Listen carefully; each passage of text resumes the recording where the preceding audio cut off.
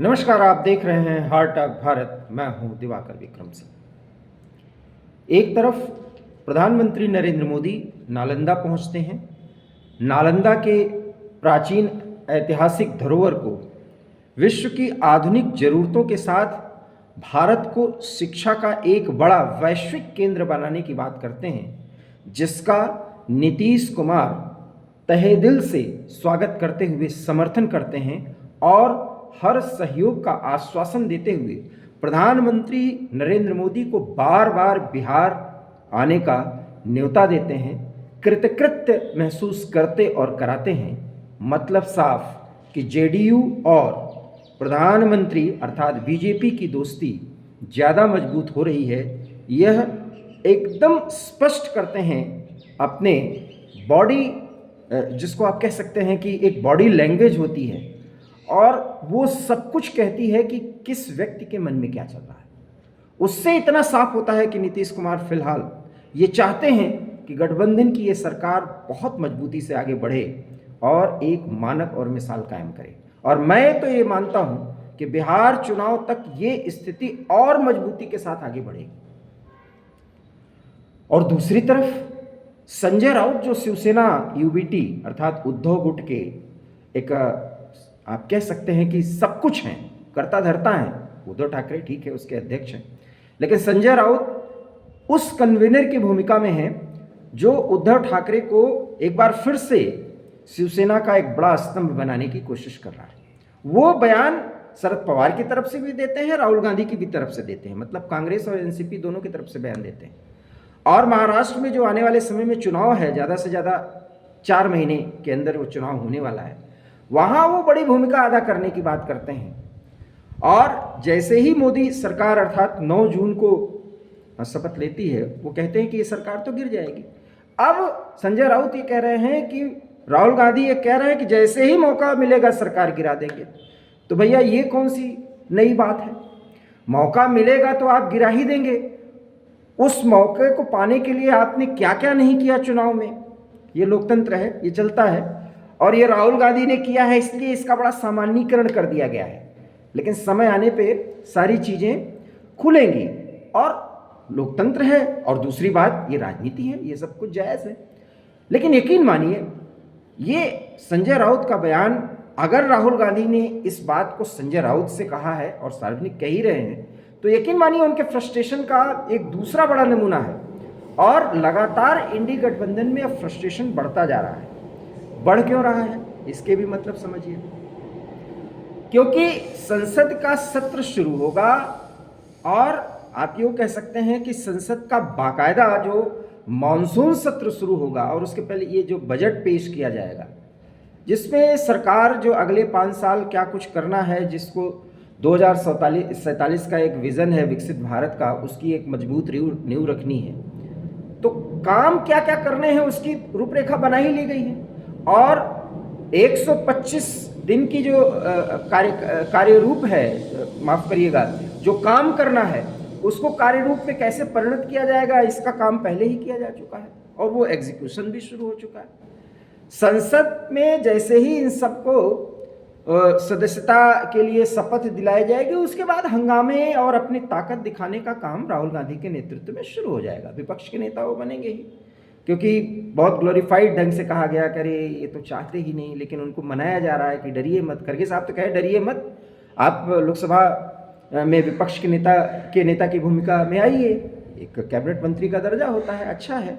कम से कम इस अनुभव को वास्तव में बहुत गंभीरता से बात कही जा रही है कि राहुल गांधी इसको बहुत गंभीरता से ले और बहुत संजीदगी के साथ तमाम मुद्दों पर गहन अध्ययन करते हुए अच्छे संभाषणों के साथ सत्ता पक्ष को घेरे तो बात बनेगी। अभी ऐसा कुछ किया नहीं है उन्होंने, और कोई बहुत बड़ा तीर नहीं मान लिया। ये कैसे हुआ, क्या हुआ, ये देश की जनता जान रही है, समझ रही है, और सबको ये लग रहा है कि गलती हो गई है। लेकिन यकीन मानिए, ये सरकार तो मोदी के नेतृत्व में जब तक चलेगी, मैं बार बार इस शब्द का उपयोग करता हूँ, इतनी मजबूती से चलेगी कि 14 और 19 में नहीं चली थी, और उतनी मजबूती से निर्णय और फैसले लिए जाएंगे। और मैं अगर कह रहा हूँ कि बड़े निर्णय और फैसले लिए जाएंगे, तो अनुमान तो ये है कि अभी तक तो सिर्फ यूसीसी पर बात हो रही थी, आने वाले समय में जनसंख्या नियंत्रण कानून पर भी बात होगी।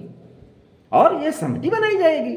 यही सहमति तो 2014 और 19 में बनाने की कोशिश की, तब ये था कि आरक्षण खत्म किया जाएगा। एक लाल किताब, पता नहीं लाल जिल्द में, तो संविधान भारत का जो उसका जिल्द है वो लाल कलर का नहीं है, लेकिन एक किताब लेकर के घूमते रह रहे हैं। और अभी भी राहुल गांधी घूमते हैं। केरल में अभी वायनाड में गए थे तो लाल किताब थी उनके हाथ में।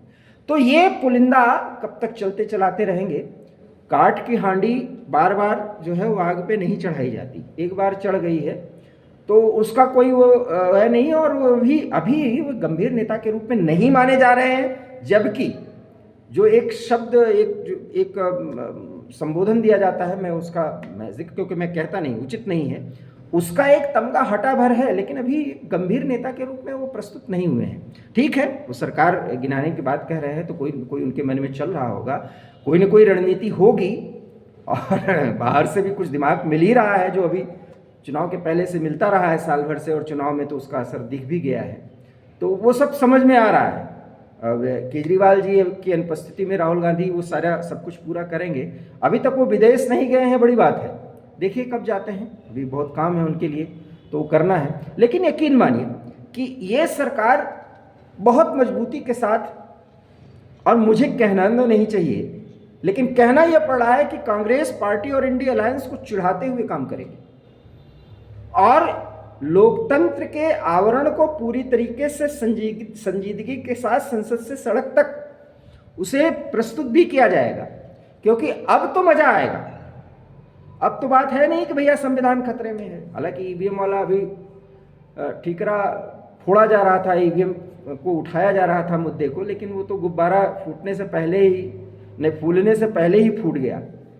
लेकिन अभी ढेर सारी बातें होंगी। लेकिन अब राहुल गांधी अगर ये बात कह रहे हैं कि मौका मिलेगा तो सरकार गिरा देंगे, अरे अभी आपका जनादेश इतना है ही नहीं कि आप सरकार वास्तव में बनाएं।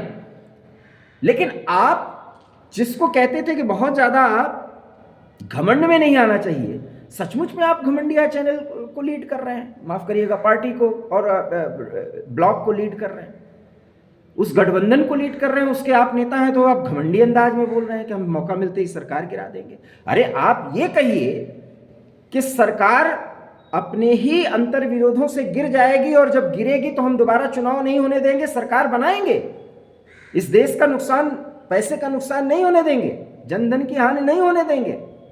क्योंकि चुनाव में किस तरीके से एक दूसरे के खिलाफ माहौल बनता बनाता है, ये एक तरह से हानि होती है, समरसता में कमी आती है। ये और बात है कि लोकतंत्र का ये पर्व बहुत ही अच्छी तरीके से बंगाल या कुछ ऐसी घटनाओं को छोड़ करके संपन्न हुआ, अपेक्षाकृत शांतिपूर्ण ढंग से। लेकिन राहुल गांधी की भाषा अभी भी, सॉरी टू से कहना नहीं चाहिए, एक अराजक भाषा, एक अराजक नेता जो अभी भी उच्छृंखलता के सीमा के अंदर आना चाहते हुए भी नहीं आ रहा है, ऐसी भाषा है उनकी। और ठीक है, संजय राउत जैसे पत्रकार भी रहे हैं, तो संजय राउत को भी मौका मिला है वास्तविक कन्वीनर की भूमिका, जो कहते हैं ना संयोजन की भूमिका में, इस समय संयोजक की भूमिका में, और संयोजन का काम जो कर रहे हैं वो संजय राउत ही कर रहे हैं। अब राहुल की बात आप क्यों बोल रहे हैं? कांग्रेस में ढेर सारे लीडर हैं, वो बोल सकते हैं, लेकिन राउत साहब ये कह रहे हैं। अभी तक एक चुग्गा डाला था कि टीडीपी का कोई अध्यक्ष हो जाए, तो टीडीपी और जदयू दोनों ने कह दिया कि परंपरा जो कहती है, और मोदी जी में पूरा भरोसा है, भारतीय जनता पार्टी का ही नेता जो है वो लोकसभा में अध्यक्ष होगा, और उपाध्यक्ष भी बहुत सहमति से बनेगा। पूर्ण संभावना है कि मोदी जी की ही चाहत का व्यक्ति बनेगा, और ज़्यादातर तो ये कहा जा रहा है कि भाजपा का उपाध्यक्ष भी हो सकता है। नीतीश कुमार आज नालंदा विश्वविद्यालय में जो संभाषण हो रहा था प्रधानमंत्री का, जब वो अभिनंदन कर रहे थे, तो वही भाषा थी जो एनडीए की जब मीटिंग थी संसद के सेंट्रल हॉल में, जिस अंदाज में वो बोले थे कृतकृत्य भाव से, आज उसी भाव से बोल रहे थे। तो अभी फिलहाल राहुल गांधी को और संजय राउत जी को समझना चाहिए कि बहुत दूर की बात है। सवाल ये है कि अभी मोदी फैसले क्या लेंगे, इस पर नजर गड़ाइए, और फैसला जो भी होने वाला है वो सचमुच में इंडिया अलायंस मन महसूस के रह जाएगी। क्योंकि अभी तो बहुत कुछ पता करना और कराना है कि जितने अंदाज में 295 सीट लाने की बात अंतिम चरण में अरविंद केजरीवाल, राहुल गांधी और सब ये कह रहे थे, और कैसे कैसे राष्ट्रवाद और हिंदुत्व के जितने भी बड़े नेता हैं, उनको किस तरीके से, किस रणनीति के तहत घेरा गया और कैसे वहाँ सब फंडिंग हुई है, ये सब अभी बहुत कुछ शेष है और वो आने वाले समय में सब कुछ पता चलेगा।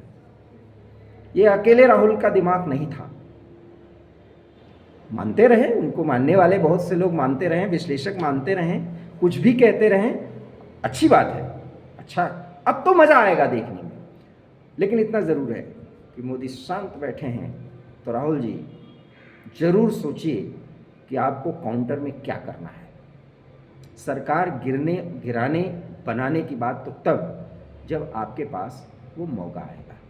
आपको हमारा ये वीडियो पसंद आया हो तो लाइक करिए, शेयर कीजिए, हमारे चैनल हार्ट ऑफ इंडिया को प्लीज़ सब्सक्राइब कीजिए। फिर हम किसी अन्य मुद्दे के साथ आपसे बातचीत करेंगे। तब तक के लिए बहुत बहुत धन्यवाद। नमस्कार।